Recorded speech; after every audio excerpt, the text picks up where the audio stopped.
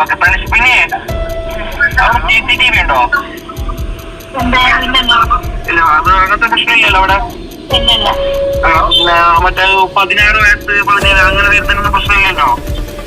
16 വയസ്സാ? അതെ. നമസ്കാരം. കൃത്യം ഒരു വർഷം മുമ്പ് കാസർഗോട്ടെ നക്ഷത്രവേശ്യാലയം എന്ന ഒരു വാർത്ത ഞങ്ങൾ നൽകിയിരുന്നു. ഈ വാർത്തയ്ക്കടിയിൽ വന്ന ചില കമന്റ് അത് രസകരമായിരുന്നു. ബുർഹാൻ കൃത്യമായി വേശ്യാലയത്തിന്റെ വഴി പറഞ്ഞു നൽകി എന്നുപോലും ആക്ഷേപിച്ചവരുണ്ട്. പക്ഷേ നിയമപരമല്ലാത്ത ഒരു സംവിധാനം നമ്മുടെ നാട്ടിൽ നടക്കുമ്പോൾ അത് വാർത്തയാക്കാതിരിക്കാനും അത് ജനങ്ങളുടെ മുന്നിലേക്ക് എത്തിക്കാതിരിക്കാനും ഞങ്ങൾക്ക് സാധിക്കില്ല. നേരത്തെ നമ്മുടെ സാമൂഹിക മണ്ഡലങ്ങളിൽ ഏറെ ചർച്ച ചെയ്യപ്പെടേണ്ട ഒരു വാർത്ത ഞങ്ങൾ നൽകിയിരുന്നു. അതിന്റെ പിന്തുടർച്ചയായാണ് ഈ വാർത്തയും ഞങ്ങൾ നൽകുന്നത്.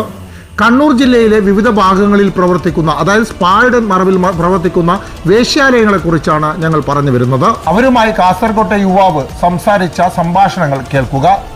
അവസാനം വരെ കേൾക്കണം. വലിയ ട്വിസ്റ്റ് ഉണ്ട്, വലിയൊരു നന്മപരം ഇതിന്റെ അവസാനം പ്രത്യക്ഷപ്പെടുന്നുണ്ട്. എന്തായാലും കൃത്യമായി കാണുക, കേൾക്കുക. ഹലോ സർ, മസ്തകത്തേക്ക് എൻക്വയറി ചെയ്തത്. എവിടുന്നാണ് വിളിക്കുന്നത്? ഇത് കണ്ണൂർ. ഓക്കെ, അവിടെ സ്പായാണോ? അതെ. കണ്ണൂർ എവിടെയായത്? ഇത് Kannur Thana Kakkad road, Sadhu Beedi company road, Sadhu resort. Sadhu resort. Okay okay okay okay. എത്ര റേറ്റ് വരുന്നതിന്? 1 over 2000, half an hour 1500. Okay. റിസോർട്ടിന് എത്ര വരുന്നേ? എന്താ ചേട്ടാ? റിസോർട്ടിന് എത്ര വരുന്നേ?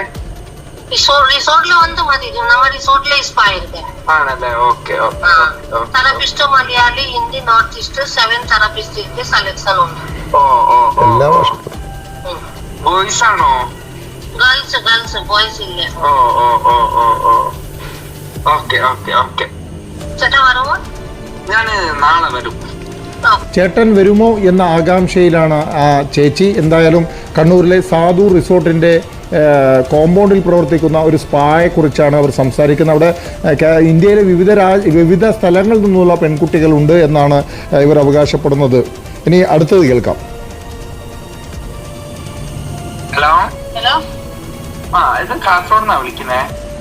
എവിടുന്ന്? കാസർഗോഡ്ന്നാണ്. ഇന്നുണ്ട് അവിടെ ഇത് റിസോർട്ട്? ഇന്നുണ്ടല്ലേ? റിസോർട്ട് നമുക്ക് റിസോർട്ട് അല്ല, പിന്നെ ഇത് തലശ്ശേരിയാ. കണ്ണൂരാണ് റിസോർട്ട്. അതെയോ?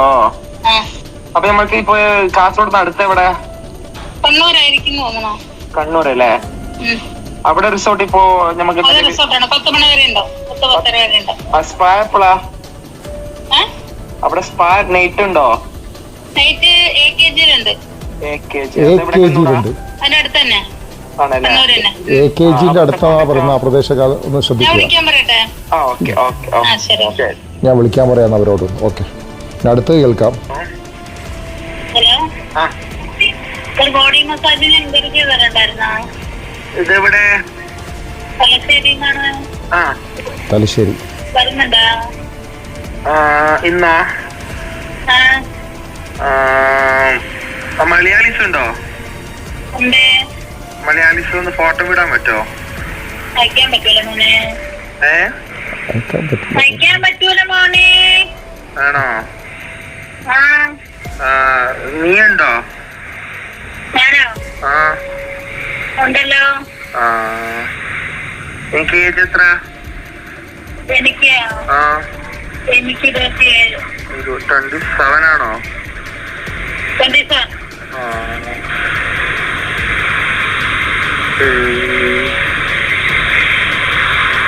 ഹലോ, ഞാൻ നോക്കട്ടെ. ഉച്ചയ്ക്ക് ശേഷം നോക്കട്ടെ. ഉച്ചയ്ക്ക് ശേഷം. ഓക്കെ, എന്തായാലും അടുത്തത് കൂടി ഒന്ന് കേൾക്കാം. ഏറ്റവും രസകരമായ സംഭാഷണം വരാൻ പോകുന്നത് അടുത്തതാണ്. ഹലോ, ഇത് തലശ്ശേരിയിലല്ലേ? ഇപ്പൊ വിളിച്ചിട്ടുണ്ടായിരുന്നു ഒരു നമ്പറിൽ നിന്ന്. അതില് വിളിച്ചത് തിരിച്ചു കിട്ടുന്നില്ല. ആണോ? വരുന്നുണ്ട്. ഇത് എവിടെ സ്ഥലം? കറക്റ്റ് ലൊക്കേഷൻ വരുന്നത്? ലൊക്കേഷൻ മഞ്ഞോടിക്ക് പോകുന്ന വഴിക്കാണ്. ജംഗ്ഷനിൽ കുറച്ച് മുന്നോട്ട് വന്നെങ്കിലേ വലതുവശത്ത് ആറാമ ടവർ എന്നുണ്ട് ബിൽഡിങ്ങിന്റെ പേര്. ആണോ? ആറാമ ടവർ. തലശ്ശേരി എത്തിയിട്ട് വിളിക്കും. ഓക്കെ തലശ്ശേരി. പിന്നെ അവിടെ CCTV ഉണ്ടോ? ഇല്ല, അത് അങ്ങനത്തെ പ്രശ്നമില്ലല്ലോ അവിടെ. പിന്നെ മറ്റേ 16 വയസ്സ് 17 അങ്ങനെ വരുന്നതിനൊന്നും പ്രശ്നമില്ലല്ലോ. 16 വയസ്സാ? അതെ, എങ്ങനെ വരുന്നതിന് പ്രശ്നമുണ്ടോന്ന്. 16 വയസ്സുള്ള ആള് ആരാന്ന് പറ. നമ്മളെ കൂട്ടുകാരൻ തന്നെയാ. തല്ലി കൊല്ലി ഞാൻ അവനെ ഇങ്ങോട്ട് കൂട്ടിയിട്ടുണ്ടെങ്കിൽ. 16 വയസ്സുള്ള പിള്ളേരുടെ എങ്ങനെ നീ ചെയ്തിട്ടാണ്? എന്നെങ്ങനെ? നിനക്ക് എത്ര വയസ്സായി? എനിക്ക് 25. ഈ 16 വയസ്സുള്ളത് സ്കൂളൊന്നും പോകുന്നില്ലേ? സ്കൂളില്ലാത്തോണ്ടല്ലേ വരുന്നത്. അവിടെ വായിക്കാണോ വരുന്നേ? വായിക്കാൻ്റെ കൂടെ വന്നാലെന്താ? അവിടെ റൂമല്ലേ ഉള്ളത്? അവിടെ ഇരുന്നോട്ടെ. അവിടെ ഇരിക്കാൻ പറ്റൂല. എന്താ? അങ്ങനെ ഇരുത്താൻ പറ്റൂല. അതെന്തോണ്ടാ? ഇരുത്താൻ പറ്റൂല. ആണോ? അത്രേ ഉള്ളൂ. ഓക്കെ ഓക്കെ ഓക്കെ, ശരി എന്നാ. നീ മാത്രം മതിയാണെങ്കിലോ വാ. ഓക്കെ ഓക്കെ, ചെറിയ പിള്ളേരൊന്നും കൂട്ടിയിട്ട് അറിയില്ല കേട്ടോ. ഓക്കെ ഓക്കെ ഓക്കെ, ശരി. ശരി. സംഭവം മസാജിങ്ങും മറ്റു കാര്യങ്ങളൊക്കെ ആണെങ്കിലും ഇപ്പോൾ അവസാനം സംസാരിച്ച ആ സ്ത്രീ അല്പം ബോധമുള്ള കൂട്ടത്തിലാണെന്നാണ് മനസ്സിലാക്കാൻ സാധിക്കുന്നത്. അതായത് ഇവർക്ക് കുട്ടികളെ ഒരു കാര്യത്തിലും കുട്ടികളെ കുറിച്ച് നല്ല ബോധമുണ്ട്. അവരെ ആ വഴിക്ക് വരരുത് എന്ന് ആ സ്ത്രീ ആവശ്യപ്പെടുന്നത്. വന്നാൽ തല്ലിക്കൊല്ലും എന്ന രീതിയിലൊക്കെയാണ് ആ സ്ത്രീ സംസാരിക്കുന്നത്.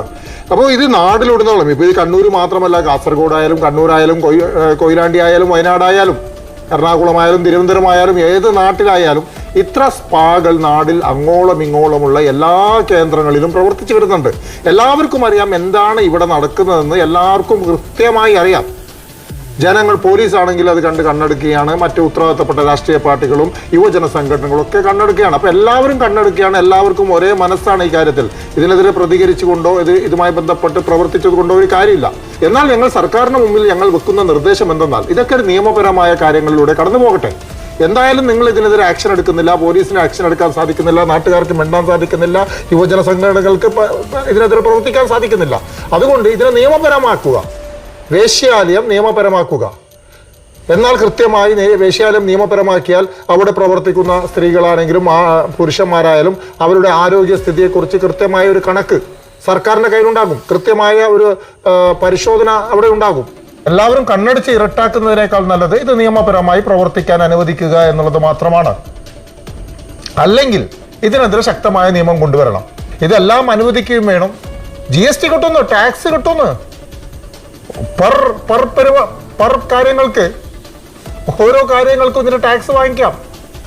അങ്ങനെയുള്ളൊരു ഇതിനൊക്കെ നിയമപരമാക്കി കഴിഞ്ഞാൽ ഇതിന്റെ ലൈസൻസ് ഫീസ്, ഓരോ കാര്യങ്ങൾക്കും ടാക്സ്, ഇങ്ങനെയൊക്കെ കലാപരിപാടികളൊക്കെ നടത്താം.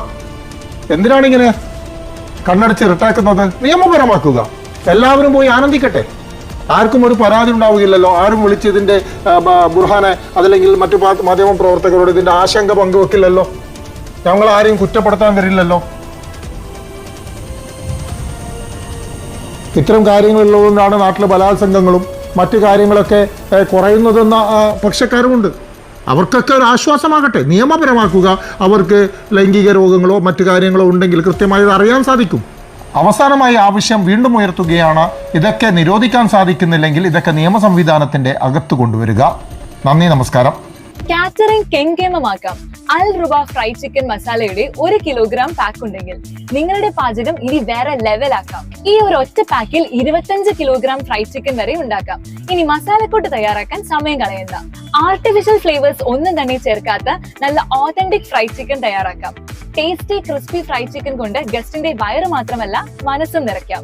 ഇന്ന് തന്നെ ഓർഡർ ചെയ്യൂ അൽ റുബ ഫ്രൈഡ് ചിക്കൻ മസാല.